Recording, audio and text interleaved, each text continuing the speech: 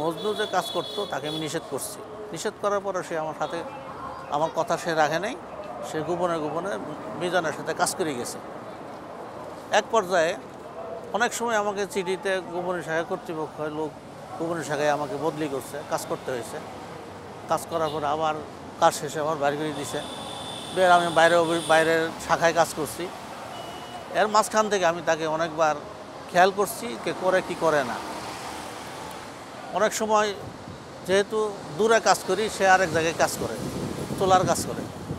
তখন একদিন আমি একটা কাজ, তখন বিসিএসির একটা বাসাই প্রিলিমিনারি কাজ চলতেছে। আমি খেয়াল করছি আমি বাথরুমে যাওয়ার সময় যে কি করে, তাই দিই যে ওই বাক্সের ভিতরে সে লোক তাকায় আছে, আমাকে দিকে আচমকা সে উঠছে।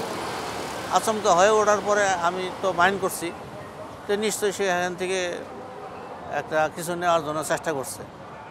আমি তৎক্ষণাৎ ম্যানেজার গোপনীয় শাখার শহীদুল ইসলামকে আমি জানাইলাম যে এতটা টাইমে এতটা সময়ে এই লোকটাকে একটু খেয়াল করেন, তো সিসি ক্যামেরা টানেন, আমার তো সন্দেহ হয়। তো সে আমলে নেয় নাই। সে বলছে যে সে ওভার টাইম পায় না। আমার মনে হয় সে একা একা এই কাজগুলি করছে, তার সাথে আরও কেউ জড়িত আছে কি না আমার জানা মতো আমি জানি না। তো সে জানে কি না তাকে জিজ্ঞাসা করলে হয়তো পাওয়া যেতে পারে, মজনুকে। তো যেহেতু সে গতকাল আমাদের কথায় সে রাজি হয়েছে যে সে একাই কাজ করছে, আরও কারো নাম বলে নাই। কিভাবে আপনি বের করে আনতে দেখলেন? কিসের বের করে নিয়ে আসতেছে? এটা একটা কৌটার ভিতরে নিয়ে আইতো।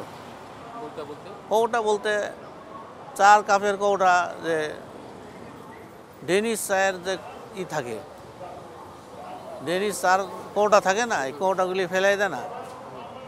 অথবা হইতে পারে যে কালি, ছোট ছোট কালির যে এগুলি আছে, কালির যে কৌটাগুলি আছে, এই কৌটাগুলির ভিতরে সে ঢুকাইয়ে এটাকে বাইরে বেরিয়ে তারপরে ছায়ের ভিতরে দিয়ে সে কেমনে কেমনে নিয়ে আইতো সেটা সে ভালো জানে। আপনি যখন প্রথমে একা করতেন, আপনি কিভাবে নিয়ে আসতেন? আমি নিয়ে আসতাম, আমি এই যে 2 রানের মাঝখান থেকে নিয়ে আসতাম। 2 রানের মাঝখান? আপনারা তো পরীক্ষা কোনভাবে দিয়ে আপনারা জানতেন না? আপনাদের কি কারা বলতো? হ্যাঁ, তারা বলতো কোন সময় কোন কাজ হইতেছে, তার নাম কি তারা বলতো। কারা বলতো? এটিএম মস্তা বলতো, যে মিজান বলতো। বিসিএস কতবার হয়েছে আপনার? বিসিএস তো কয়েকবার নিছে।